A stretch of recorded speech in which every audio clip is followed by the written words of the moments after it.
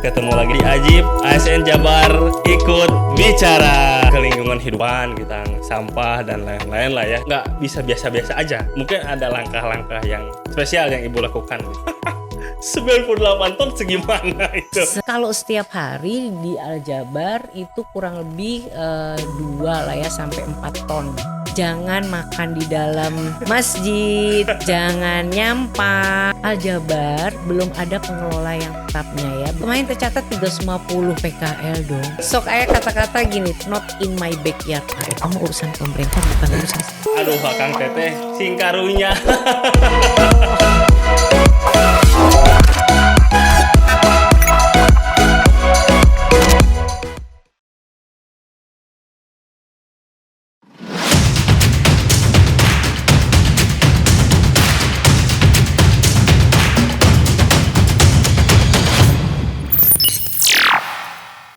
Halo Kang Teteh, ketemu lagi dengan saya Budiana di Ajib ASN Jabar ikut bicara.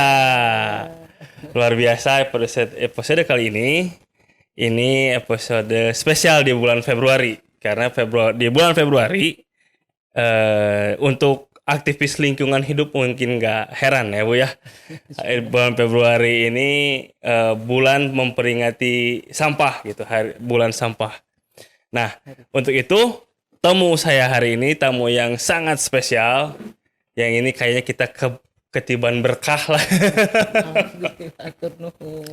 Saya dengan Ibu Prima. Beliau adalah Kepala DLH Provinsi Jawa Barat. Gitu. Ibu, terima kasih udah datang Ibu. Alhamdulillah. Assalamualaikum warahmatullahi wabarakatuh. Akang Teteh semuanya. Jadi hari ini kita akan ngobrol-ngobrol terkait dengan kelingkungan hidupan gitu, tentang sampah dan lain-lain lah ya. Nanti Ibu Prima mungkin akan berbagi informasi, berbagi ilmunya buat kita semua. Pas banget kan gitu ya Akang Teteh, untuk lingkungan hidup kan image-nya itu Mother Earth gitu ya. Apa ibu lah gitu, Dewi, dan pas banget sosoknya ibu gitu. Jadi Bu, kemarin kan ramai banget nih terkait pembukaan Aljabar. Itu kan sangat disambut dengan luar biasa ya antusiasmenya oleh masyarakat Jawa Barat. Nah, di sisi lain juga ada hal yang mungkin nggak kalah happeningnya dengan antusiasme itu sampahnya. Nah, untuk mengolah sampah dari orang yang begitu banyak nggak bisa biasa-biasa aja. Mungkin ada langkah-langkah yang spesial yang Ibu lakukan gitu untuk mengolah sampah di Aljabar. Oke, baik, hatur nuhun. Wah, ini pertanyaannya sangat menarik, menantang gitu ya. Challenge juga buat kita Bapak Ibu sekalian. Berkenaan juga pada bulan Februari ini, 21 Februari adalah Hari Peduli Sampah Nasional. Hari Peduli Sampah. Insya Allah nanti untuk tingkat Jawa Barat kita akan coba laksanakan tanggal 27 Februari, masih dalam bulan Februari. Bicara masalah sampah itu adalah memang masalah utama kalau saya bilang untuk di lingkungan. Jawa Barat tuh produksi sampahnya 24.000 ton per hari. 24.000 ton per hari. Dan untuk Greater Bandung, sekitar Bandung Raya, sekitar 2.000 ton per hari. Nah, sekarang bicara Aljabar yang lebih spesifik lagi. Yang ada di Kota Bandung. Kota Bandung tuh 1.200 ton per hari sampahnya. Sebelum ada Aljabar itu, Bu? Sebelum ada Aljabar. Setelah Aljabar dibuka, antusiasme dari masyarakat tinggi. Pengunjungnya apalagi pada waktu kita punya event, kemarin beberapa event yang dilaksanakan itu sampai 8.000, 10.000. Dan jumlah sampah setelah diresmikan 31 Desember sampai dengan Januari itu 98 ton. 98 ton segimana itu? Berapa truk itu, Bu? 98 ton. Itu kalau truknya satu truk itu 1,5 sampai 2 ton dibagi 2 aja berapa puluh truk itu ada mungkin 45 truk lebih. Per hari? Itu totali dari 31 Desember sampai ke Januari akhir kemarin. Kalau setiap hari di Aljabar itu kurang lebih 2 lah ya sampai 4 ton. Jadi bisa 2 rit kita bisa bolak-balik untuk truk ke Sarimukti. Nah, jadi kalau saya ingin sampaikan bahwa memang sampah sebegitu banyaknya walaupun announcement gitu ya, pengumuman di Mm. publik, jangan makan di dalam masjid, jangan nyampah, ternyata itu Tetap aja dong. gitu. Aduh, ternyata masyarakat nggak care ya. Nah, itu. Nah, teman-teman kami sudah memberikan penyuluhan karena kami juga punya Javung penyuluh Mm. lingkungan hidup. Malah dimarahin sama yang si pengunjungnya. Ya, ya saya udah tahu. Atau sini Pak ikut makan juga sama saya. Jadi jadi repot banget ya dengan segitu banyak pengunjung. Mm. Sementara Aljabar belum ada pengelola yang tetapnya ya, belum ada pengelola definitif. Jadi manajemennya belum terbentuk lah, takmir mungkin ya. Itu kan Yang DKM lah sekarang itu ya. itu DKM. Nah, itu belum terbentuk, mungkin sebentar lagi nanti mungkin Pak Gubernur akan menandatangani. Tapi memang harus dikonsultasikan terlebih dahulu. Sebenarnya untuk memakmurkan masjid dan untuk menjaga keamanan, ketertiban, kebersihan semuanya kan harus ada pengelolanya. Nah, jadi sementara pada waktu peresmian sampai dengan Januari kami bekerja sama nih. Tadinya diminta atau dipilih ke kami Dinas Lingkungan Hidup sebagai koordinator. Mengingat anggaran kita pada waktu itu juga di Januari nih, kalau sekarang Februari ini sudah lumayan berjalan Ya. dari Perkim, itu tuh kita tuh belum ada karena belum ada manajemen ya, belum ada mungkin anggarannya. Jadi kami dari Dinas Lingkungan Hidup yang melakukan koordinasi melibatkan semua OPD. Ya. Nah, melibatkan OPD nih dengan jumlah sampah yang sekian banyak, PKL-nya Masya Allah. Kemarin tercatat 350 PKL dong. Dan setiap kalau PKL itu ada kan kalau dia apa yang minuman, jus segala macem, es kelapa, kebayang kelapanya itu sendiri cuma ada satu botol kelapanya yang gede Iya, itu gede itu kan berat sampahnya juga. berat dan besar, Besar. bulky gitu kan. Nah, akhirnya kita karena nggak sanggup sendiri dong di LH Jabar melibatkan pastinya semua. Jadi kita bagi zonasi di Masjid Al Jabar. Jadi 6 zonasi, yang di dalam zona 1, di depan, di samping, di belakang gitu ya. Kita bagi per zona supaya memudahkan masing-masing OPD yang kita ikut membantu gitu ya, tahu tugasnya pada area-area mana. Iya. Nah, jadi sementara itu yang mereka harus lakukan bagaimana sampahnya bisa terkumpul di tempat trash bag itu dengan baik. Kemudian setelah dikumpulkan pada titik kumpul yang kita atur, SOP-nya udah kita Iya, atur, iya. kita buat. Kemudian kita punya baktor dari DLH yang akan ngambil pada setiap titik kumpul. Kemudian kita kumpulkan di TPS. TPS-nya memang belum layak TPS dan memang itu Di sekitar Aljabar. di belakang yang kalau kita ngadep ke depan di belakang sebelah kiri pojokan. Nah, di paling pojok. Nah, itu adalah tempat penampungan pengumpulan sementara untuk yang namanya sampah yang kita kumpulkan dari 6 zona. Kemudian kami sebenarnya bekerja sama Forum Bank Sampah Jawa Barat.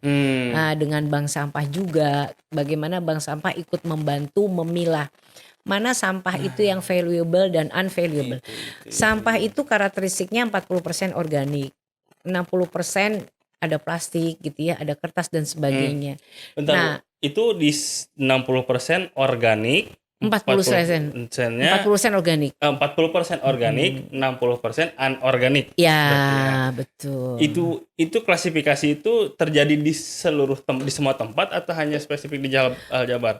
Hasil penelitian kita karakteristik di Jawa Barat hampir semuanya demikian. Itu yang kita pakai sebagai kajian-kajian untuk bikin TPPS regional kan. Kita juga pakai kajian itu. Nah, yang kemarin kita bisa memilah ada beberapa data yang masuk juga ke saya, berapa hasil pemilahan itu gitu ya dari setiap harinya. Nah, ternyata kemampuan kita memilah dengan si datangnya sampah tidak berimbang. Iya. Tidak berimbang saudara. Jadi akhirnya udahlah sebisa mungkin kita pilah, kemudian kita masukin bank sampah, yang lainnya jadi harusnya yang dibuang ke Sarimukti kan residu ya. Tapi ini jadi semuanya wela kumadainya daripada numpuk di situ, udah TPS-nya juga nggak memadai gitu kan. Nah, oleh karena itu kemarin saya juga mengusulkan kalau bisa memang kita lakukan kerjasama dengan pihak ketiga gitu ya. Untuk nanti pihak ketiganya bisa juga bekerja sama dengan Kota Bandung. Jadi nanti yang akan mengambil residunya Kota Bandung. Sebenarnya pola-polanya atau skema pengelolaannya sudah kita Residu buat itu apa, sih. Bu? Residu itu sampah yang tidak punya nilai lah. Oh, sampah yang Sisa-sisa emang sampah yang tidak bisa sampah emang diolah sampah lagi. gitu maksudnya apa ya? Sampah emang sampah. Sampah yang ada nilainya. Jadi gitu Akang Teteh tuh. Bukannya Akang Teteh nggak boleh datang ke Aljabar gitu ya Bu ya. Boleh datang aja main nggak apa-apa. Itu kan dibuat untuk main-main juga gitu kan, buat rekreasi juga selain buat beribadah gitu tentunya kan karena masjid itu.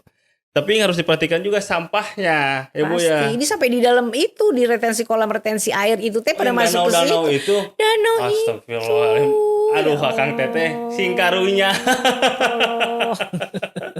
Kasihan Ibu ini tiap hari ngurusin sampah di Aljabar. Apalagi kalau weekend Bu ya. Kalau weekend udah kan pasti banyak pengunjungnya. banget. Nah gitu. memang PKL nanti mungkin akan diatur lebih lanjut ya kalau udah ada pengurusnya, penempatan PKL, kemudian pengelolaan sampahnya mau bekerja sama dengan siapa gitu ya, sehingga lebih tertata lah ke depannya. Jadi tata kelola keamanan, ketertiban, kebersihan itu bisa dilakukan dengan baik. Oh, Akang Teteh sekali lagi nih, saya ingatkan buat Akang Teteh yang mau main ke Aljabar nanti di weekend Sabtu Minggu, kalau bisa bawa tas sendiri, buang sampahnya ke sana. Gitu. Bawa pulang lagi sampah, jangan dibuang di sana. Coba satu orang itu ya kita tahu produksi sampah itu 0,4 sampai 0,5 kilogram per hari. Setengah kilo. Si Akang setengah kilo. Kemana sampahnya Pan? Iya. Sok aya kata-kata gini tagline, NIMBY. Not in my backyard. Nah, itu mah urusan pemerintah bukan urusan kita kan kenging gitu. Atuh. Harus itu kan jadi kepentingan bersama. Sampahmu, sampahku. Sampahku itu tanggung jawabku. Betul. Tak gitu. Kedah namanya. Harus jadi apa ya? Tanggung jawab gitu ya. Jadi semacam kewajiban gitu ketika pengen buang sampah. Aduh gimana gitu. Itu karena yang kita lindungi itu tanah kita juga gitu Bu ya, lingkungan kita juga untuk kesehatan kita juga. Efeknya sampah itu aduh kalau tidak terkelola banyak banget. Licitnya sampah itu benar-benar itu kan bisa mengandung bisa sakit, penyakit, faktornya, bencana, bisa banjir, bisa segala rupa lah. Nah, pengelolaan sampah yang ideal itu kayak gimana sih Bu? Soalnya gini, kan ada beberapa kita ngobrol agak jauh gitu ya. Skupnya agak lebih besar. Kalau di luar negeri kan yang saya tahu nih Bu ya, lihat-lihat di YouTube gitu sampah itu dipisah-pisah. Kan di kita juga udah ada tuh sampahnya, ada yang warna kuning, warna hijau, warna biru gitu. Kalau nggak salah. Tapi kan itu nggak berjalan di kita Bu ya. Nah, yang ideal itu apakah harus dipisah atau memang ditumpuk satu aja? Nah, gini ya. Sebenarnya kita itu semua sudah berkomitmen, semua kepala daerah se-Indonesia, baik provinsi, kabupaten, kota, bahkan Jakstranas namanya. Itu kita namely dengan nama Jakstranat, kebijakan strategi sampah nasional, provinsi, kabupaten, kota. Itu semua sudah ditandatangani kepala daerah dan dilaporkan ke mana? Ke pusat, ke KLHK. Dan mereka harus melaksanakan ketentuan 30% pengurangan di hulu 2025. Pengurangan di hulu sebesar 30%. Maksudnya gimana tuh? Hulu itu apa? 70% penanganan. Hulu itu adalah penanganan sampah dari sumbernya. Kita nih makhluk Iya, jadi contohnya kakak. Keluarin sampah yang di sana udah dipisahin nih kan. Kemudian kerjasama dengan bank sampah diambil. Nanti yang organik bisa diolah pakai maggot, bisa jadi pupuk, pupuk cair, pupuk padat untuk makanan ternak segala macam. Nah, yang sisanya yang valuable itu bisa dijual lagi ke pabriknya. Kemarin kita baru resmikan lagi. Jadi ada 20 pabrik 3R untuk plastik ya di Jawa Barat. Yang paling banyak di Bekasi itu ada 6 kemarin. Jadi si plastiknya diambil sama bank sampah atau kertasnya diambil bank sampah atau yang masih bernilai lah ya diambil, dijual lagi ke industri pengolahan limbah. Kemudian hasilnya jadi pelet-pelet plastik, diproduksi plastik, botol plastik lagi, PET, diambil lagi sama si produsen, anggaplah minuman air kemasan dan sebagainya kayak gitu. Nah, itu adalah bentuk circular ekonomi. Itu adalah satu-satu contoh bagaimana sebenarnya konsep mengurangi. Banyak sih sebenarnya dengan aplikasi-aplikasi kita juga banyak kerjasama tuh. Octopus, Smash, Greeny, yang kayak gitu-gitu kita punya banyak kerjasama. Penggiat lingkungan juga banyak bergerak. Tetapi kenyataannya ini udah 2023. 2025 tinggal 2 tahun lagi. Yang ada, karena saya ngurusnya kan di TPPS regional yang akhir. Antara hulu diproduksi yang kami terima di akhir itu nggak sampai 5%.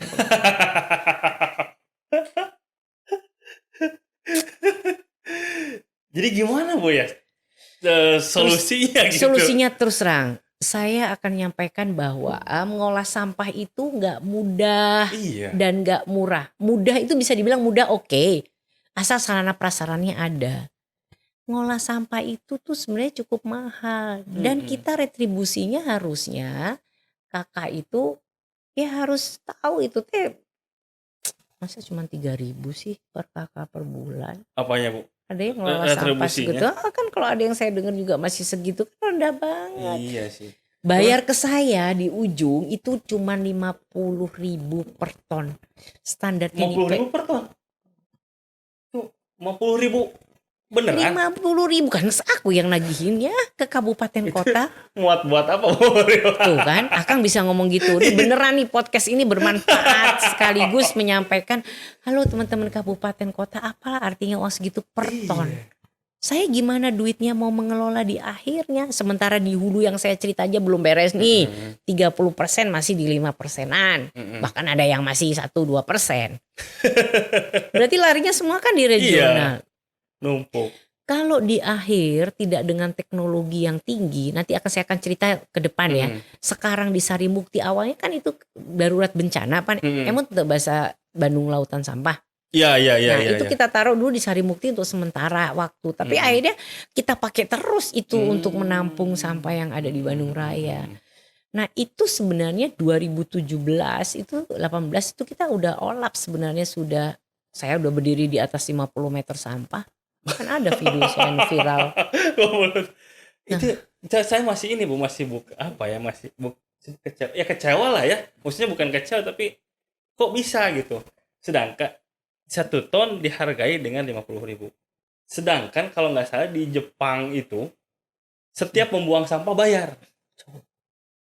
Sekarang 1 ton 50.000. Nggak usah ngomong teknologi, teknik taruh sampah di lapangan tuh kalau kita bilang sanitary landfill ya, itu kan juga kita dibantu dari APBD provinsi. Kayaknya saya ada ide sih bener mau menaikkan. Iya Bu, itu saya setuju Bu. Biasanya biar kayaknya kurang responsibility-nya. Nah itu tanggung jawab, sense of belonging-nya itu kurang gitu. Itulah yang jadi saya tuh sedih ya teman-teman atau Akang Teteh semuanya gitu ya. Kalau tahu sampah itu bagaimana dampaknya ke lingkungan. Ya kemudian kita nih yang bikin masalah itu gitu. Masa kita nggak peduli sih? Kita yang buang sampah, nanti kejadian apa-apa nyalahinnya pemerintah. Kan kayak gitu yang buat saya. Aduh makanya kata saya oke. Di dalam ini saya jadi kepala dinas tuh saya bikin tagline di teman-teman bahwa lingkungan itu nggak boleh saling nyalahin. Lingkungan itu harus kolaborasi. Betul. Pentahelix. A, B. Iya, masyarakat, pemerintah, dunia pendidikan, dunia usaha, ya kan, media massa. Ini nggak mungkin harus dilepaskan bicara lingkungan. Dan daya kita lihat daya dukung lingkungan Jawa Barat untuk air aja kita udah keterbatasan nih dari sisi kualitas dan sisi kuantitas di Greater Bandung. Di Bandung selain selatan masih ada, Bandung Utara sampai ke tengah sebagian dari data daya dukung lingkungannya airnya sudah mempunyai keterbatasan yang sangat tinggi. Jadi antara daya tampung yang akan menguptake air baik permukaan maupun air bawah tanah dengan tersedianya kembali recharge discharge yang kembali ke dalam imbuhan air tanah ini diambil. Berarti kan berkurang. Kemudian air itu kan kayak siklus muter gitu. Aja. Kemampuan dia muter lagi untuk menyediakan lagi itu nggak seimbang sama pumpingnya yang diambil. Terus airnya kemana tadi Bu kalau gitu? air itu tetap tapi kan terbuang jadi limbah dong. Oh. Bapak ngambil air, proses produksi, orang mandi semuanya, Iya. airnya kan kebuang jadi limbah yang kualitasnya udah beda tuh dengan air yang udah. Iya. Jadi ketersediaan air kita itu memang jauh kurang untuk daerah utara sampai dengan tengah. Nah, balik lagi ke sampah tadi, Bu. Jadi kan yang rencananya 30% di hulu, pada kenyataannya hanya 5%. Paling maksimal itu juga. Terus gimana dong ke pengelolaannya? Akhirnya sampahnya diapain gitu? Kan udah gak mungkin dong dipilah-pilah lagi di hulu gitu kan.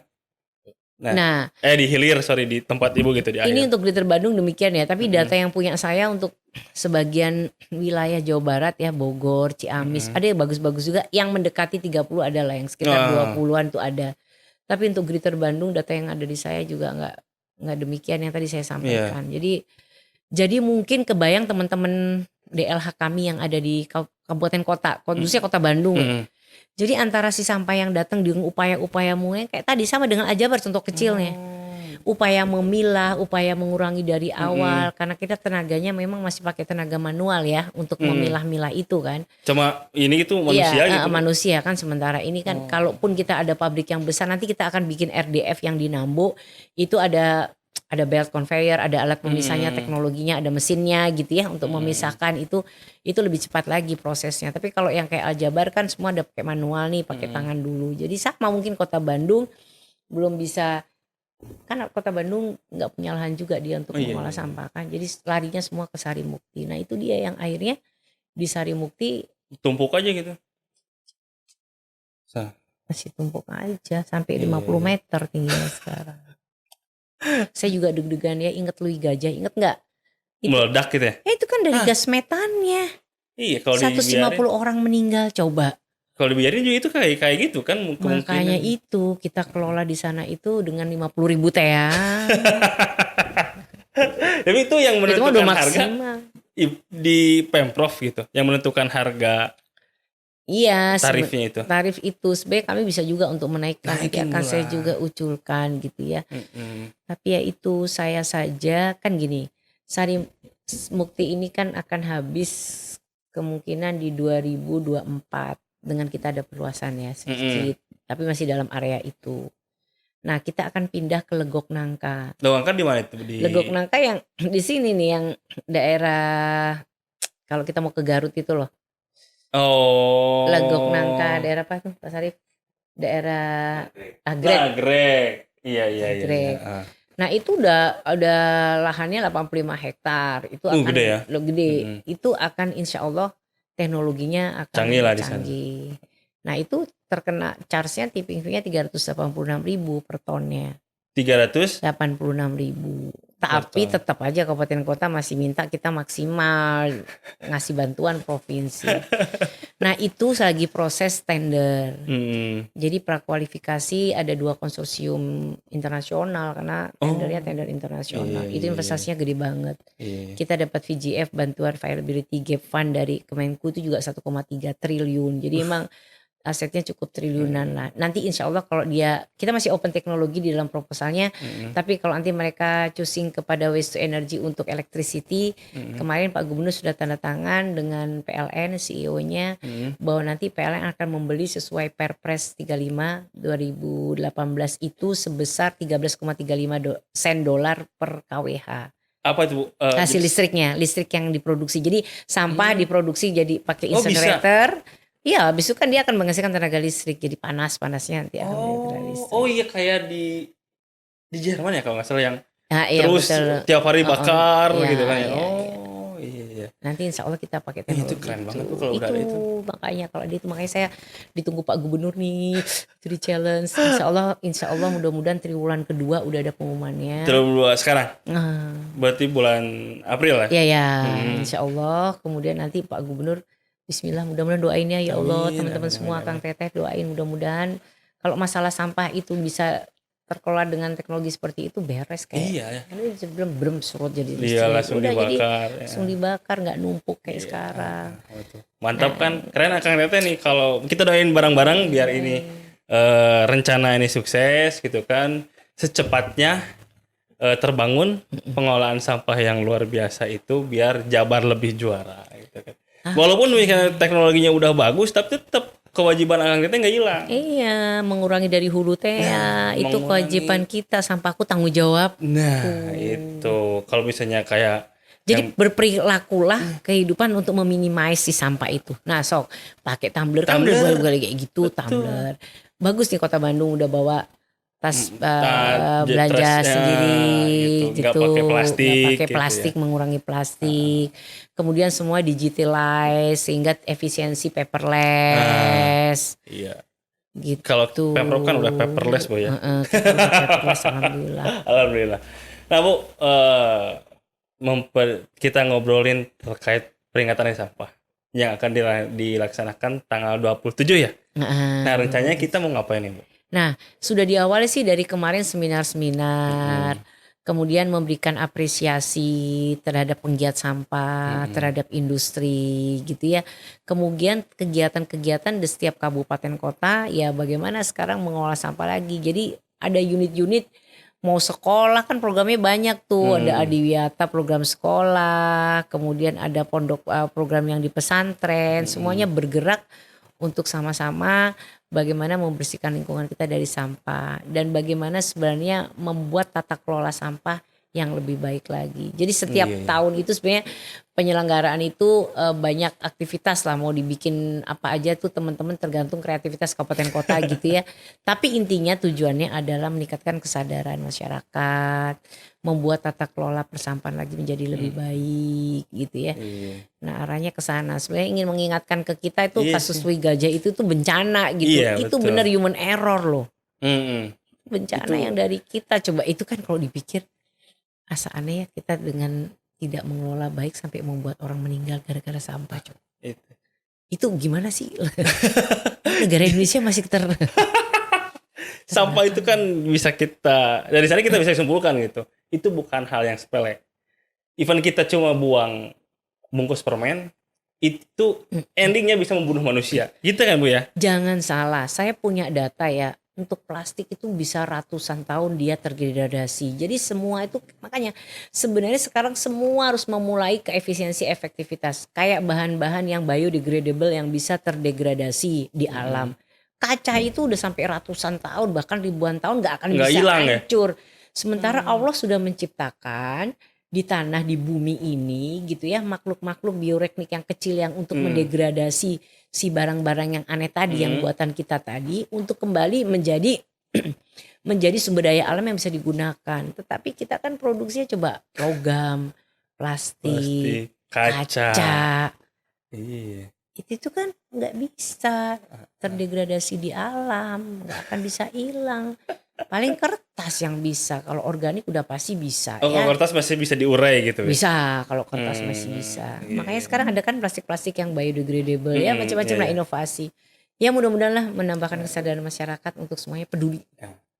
Itu kan tentunya sekali lagi nggak bisa jadi tanggung jawab Pemprov aja gitu kan. Dan alhamdulillah kita juga kemarin karena Aljabar juga nih Bu, kita saya secara pribadi lah.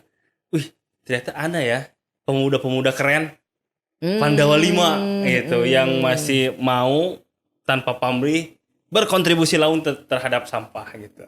Nah itu Itu kan harusnya apa ya? Tentu diapresiasi udah dan udah pasti. menjadi contoh buat yang lain gitu Bu ya. Ada nggak Ibu mau apa gitu bikin kayak gitu? Loh itu kan kerja sama kita. Oh kerja sama itu. Itu kan kerjasamanya DL aja sama mereka semua. Sayang. Aduh. Nanti inisiatif itu. Enggak, kita guide mereka semua. Kemarin yang waktu peresmian pertama Iya, itu iya. dari UIN. Kemudian komunitas semuanya itu kerjasama. Itu saya kan kita punya kemitraan seksinya. Kita punya banyak channeling ke komunitas. Iya. Berarti selnya banyak gitu ya, sel sampah gitu banyak Bu ya. Nah udah gitu kita punya komunitas patroli sungai. Nah, itu patroli sungai saya itu bener-bener loh, itu kader-kader kami di lapangan ujung tombak yang militansinya tinggi, tidak mengenal waktu, tidak mengenal capek, mereka dedikasinya alhamdulillah tuh saya harus apresiasi. Terima kasih teman-teman patroli sungai. Patroli sungai. Sebenarnya teman-teman patroli sungai saya itu tugasnya adalah dia susur sungai, dia mendeteksi melihat kalau ada industri yang mencemari atau ada orang yang buang ke sungai itu akan dilaporkan ke penanggung jawab dalam hal ini kalau industri ke kami gitu ya, bekerja sama untuk Citarum khususnya dengan TNI gitu kan. Nah patroli sungai itu yang kerja siang malam gimana sampah di air di Aljabar dia yang pakai perahu kemudian dia ambilin lagi dan dia juga bagaimana mengedukasi masyarakat gitu ya dengan ya jadi banyak komunitas kita kembali ke tadi komunitas yang bisa dikerjasamakan itu banyak banget. Makanya kan saya bilang LH itu nggak bisa saling kan kolaborasi, inovasi kan tagline-nya Pak Gubernur kepake banget. Tapi itu sifatnya volunteer Bu? Volunteer. Nggak digaji berarti? Enggak lah, volunteer. Itu Akang Teteh kita berdoa lebih banyak lagi orang-orang yang seperti itu gitu yang berjuang ingin tanpa pamrih untuk memperbaiki pengelolaan sampah di Jawa Barat lah khususnya gitu Bu ya. Kalau ngobrol sampah sebenarnya banyak Bu, tadi pengen nanya sungai mana aja yang itu patroli sungai terus banyak lah saya ingin sampaikan tapi kan saya paham waktu Ibu mepet banget, sibuk banget. Senang sebenarnya bicara masalah lingkungan. Dari A sampai Z kita ngomong, nggak hanya sampah, pencemaran air, udara, B3, konservasi, adaptasi perubahan iklim, penegakan hukum lingkungan, laboratorium kaitan pendeteksian dini untuk banyak yang bisa dibuat. Itu tugas saya ya, jadi banyak sekali, mohon bantuannya semuanya. Belum kaitannya ke wisata, ke kesehatan, banyak banget lah. Ibu mau barangkali ada yang mau disampaikan sebagai closing statement ke Akang Teteh? Oke. Baik, terima kasih Akang Teteh yang saya cintai dan saya banggakan semuanya, rekan-rekan yang peduli dengan lingkungan, para komunitas dan semua stakeholders terkait. Pesan saya adalah lingkungan ini adalah milik kita bersama. Di bumi ini yang hanya satu kita hidup. Gak ada bumi lain sementara yang bisa menampung kita untuk hidup. Mendukung, menopang kehidupan kita untuk keberlanjutan. Sehingga komponen lingkungan, menjaga air, udara, tanah, itu semua harus kita perlakukan. Walaupun dia kalau tergolong abiotik, itu kita perlakukan sebagai ciptaan Allah yang diciptakan untuk mendukung kehidupan kita. Kalau itu tidak ada lagi atau kondisinya rusak, bagaimanakah kehidupan kita ke depannya? Keberlanjutan kehidupan kita ke depannya. Sudah pasti akan sangat berpengaruh terhadap keberlanjutan kehidupan dunia ini. Maka dari itu saya mohon semuanya lingkungan ini karena dari kita untuk kita oleh kita, semua saya minta untuk bisa menjaga lingkungan dengan baik. Bukan saja urusan pemerintah tapi ini adalah urusan kita semua. Akhir kata jangan tinggalkan air mata bukan anak cucu kita, tapi tinggalkan mata air buat anak cucu. Mantap. Terima kasih. Assalamualaikum warahmatullahi wabarakatuh. Jadi gitu Kang Teteh tuh, pesan dari ibu kita Dewi Buminya Jawa Barat. Nah, julukannya Dewi Bumi Jawa Barat. Jangan lupa tetap menjaga lingkungan dan sadar akan lingkungan bahwa itu tanggung jawab kita semua. Jadi Bu, jangan tinggalkan air mata untuk anak cucu kita, tapi tinggalkan mata air untuk anak cucu kita. Oke Kang Teteh, jangan lupa subscribe, like, komen sosmednya BKD Jabar. Ketemu lagi di episode selanjutnya hanya di Ajib ASN Jabar ikut bicara. Ajib. Dah. Yuk, makasih banget Bu ya. Sama-sama. Jangannya. Amin. Dadah.